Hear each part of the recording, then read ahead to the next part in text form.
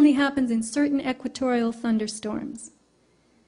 The electronics we use today generate electromagnetic fields that are tremendous in the megahertz and gigahertz, million hertz and billion hertz range. So here you can see Earth and nature up at the top, 3 to 30 hertz. You can see HARP has a low range. Then you see the Gwen towers, that's ground wave emergency network, the blue. HARP again has another range right after that. Gwen has another range after that. And look at the phones and internet. We're talking about million hertz and billion hertz. Professor Adey reminds us that chemical bonds are magnetic bonds formed between atoms by paired electrons with opposite spins that are attracted magnetically. So if nature itself moves in the 3 to 30 hertz range, what is happening to us on the biochemical level with all the different frequencies our bodies are experiencing? What is being done to our biology? Again, I'll repeat Ross Adey's little tenet here. Chemical bonds are magnetic bonds. Electromagnetism is capable of changing what is happening in our bodies. Frequencies are capable of supplying to the synthetic materials in our bodies the force or power that activates them, gets them working, makes them come alive.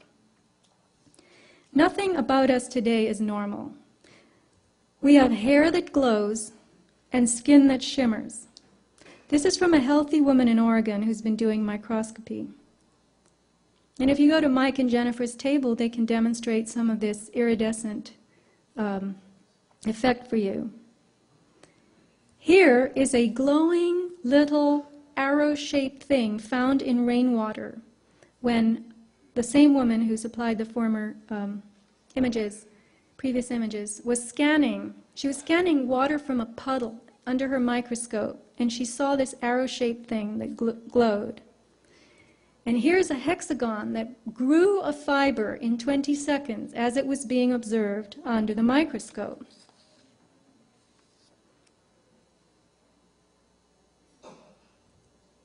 The field of synthetic biology is a new frontier of science. It draws from biochemistry and biomedicine, genetics, robotics, radiation biology, and information technologies.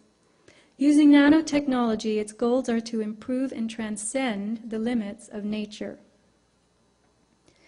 On February 21st of this year, Time magazine had a feature story on the singularity, the term signifying the merging of man with machine. The story was released on Valentine's Day, February 14th, to underscore a love affair, the marriage of humanity and technology. The article tells us that a transformation is coming, and our species, Homo sapien, will no longer be recognizable as itself. We will be something new, something better. The time predicted for this transformation is 2045. The man who is making this prediction is Ray Kurzweil, a futurist known for his uncanny accuracy in just this area, the pace at which technology grows and improves, such that it will one day be smarter and better than us. That's the singularity. There's a Singularity University hosted by NASA, sponsored by Google, to teach people about the intelligence explosion. Ray Kurzweil has made fortunes over and over as an engineer and inventor. A documentary about him is called The Transcendent Man. He wrote the best-selling book that you see here, The Singularity is Near, which came out in 2005.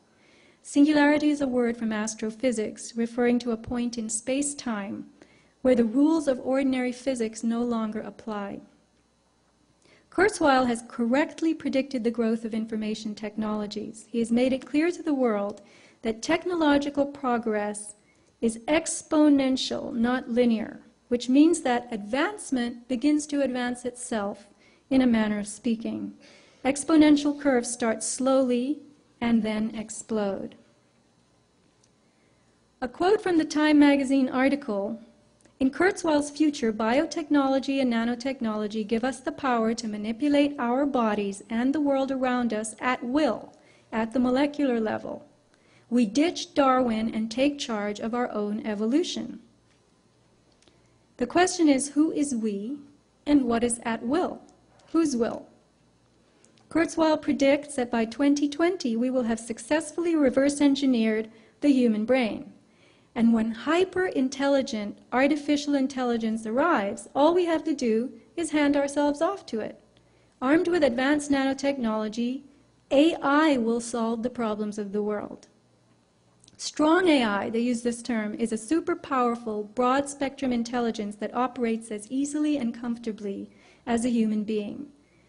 It isn't just a chess-playing computer. It's a machine intelligence that can pass for human in a blind test, which is as close as you can get to consciousness or sentience. Now, once this kind of intelligence is here, what will it do as a newly created inhabitant of the Earth?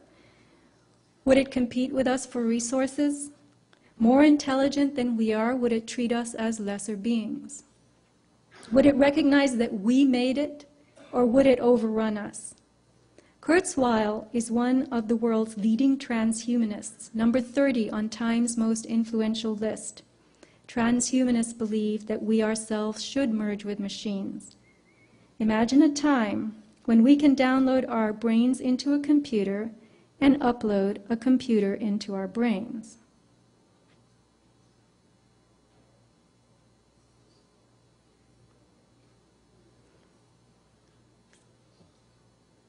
It's not starting.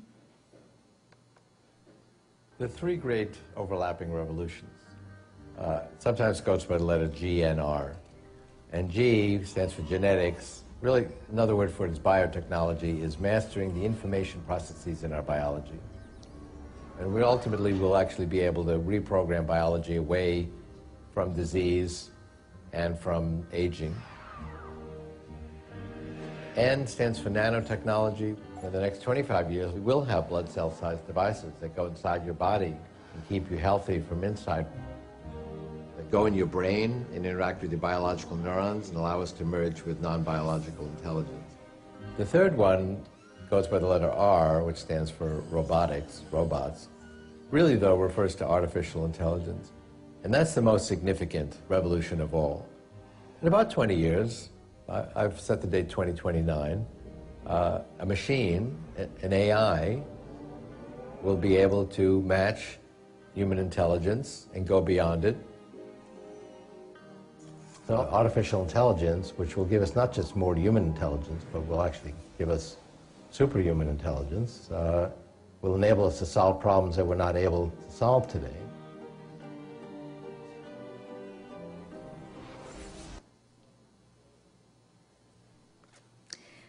Artificial blood cells are mentioned again in the Transcendent Man. Whoops.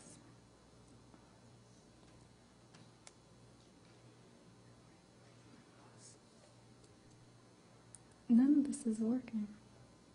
I'm sorry, oh, here it is. Okay.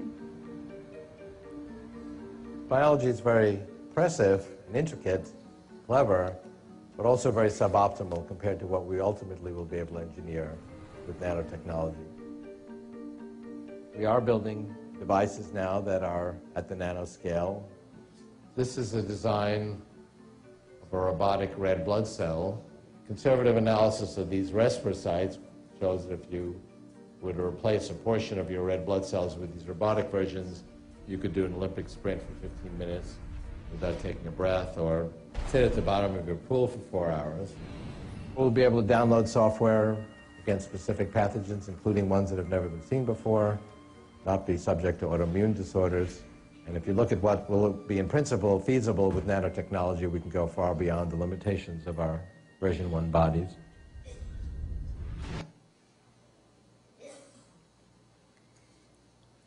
The robotic blood cells will supposedly improve us and keep us healthy, as he says.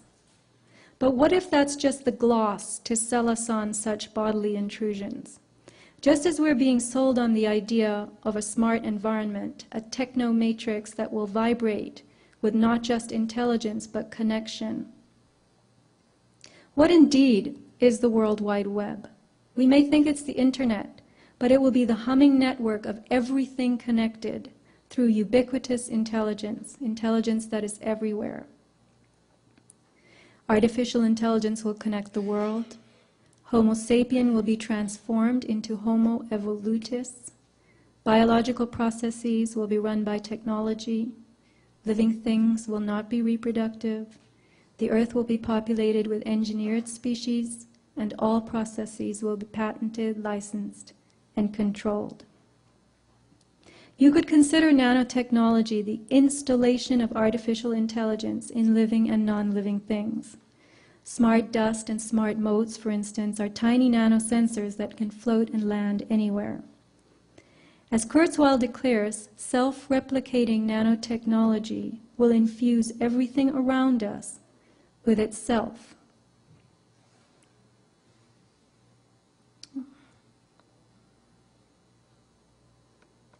I see as a person, I'm human, and I'm really limited and restricted in what I do. So if I could come out of the singularity, being mentally and physically upgraded, yeah, I'd go for that. So I don't mind changing dramatically from what I am. I believe fully there will be flash memories you can plug into your brain. We'll be able to hook our brains into calculators and statistics programs and have Google directly into the frontal lobes. I mean, there's going to be a lot of expansion of the mind through interfacing the human brain with technology. There's an unanswered question of how far can you go and still be human. As we merge with machines, and I think it's inevitable that we will transform into something new. And as the technology becomes vastly superior to what we are, then the small proportion that's still human gets smaller and smaller and smaller until it's just utterly negligible.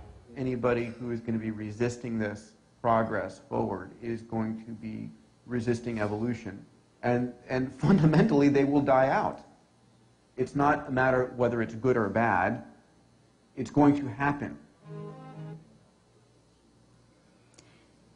You have seen today the deposition and active presence of artificial materials in the sky, environment, and in living things. Nanotechnology has arrived at our personal doorstep without our permission. It isn't that this will happen in 2045. It's already here. Human enhancement is being sold to us as leaping tall buildings in a single bound and having better, faster, higher intelligence, perfect health. But all of that is the sales pitch. Enhancement may in fact be degradation, our being devolved to someone else's specifications. While nanobiotechnology promises in headlines to make our world better, it may in fact be busy taking us over so it can tailor us to the plan for the hive. Already transhumanists are looking forward to the creation of the post-human. An improved human that will have no gender, will not reproduce, will be a better performer in the workplace, will not be distracted by love or lust, will be free of disease thanks to these nanobots keeping it healthy. But all this is part of the fantasy. In reality, thanks to stressors on our physiology, infertility is soaring, our sexuality is diversifying,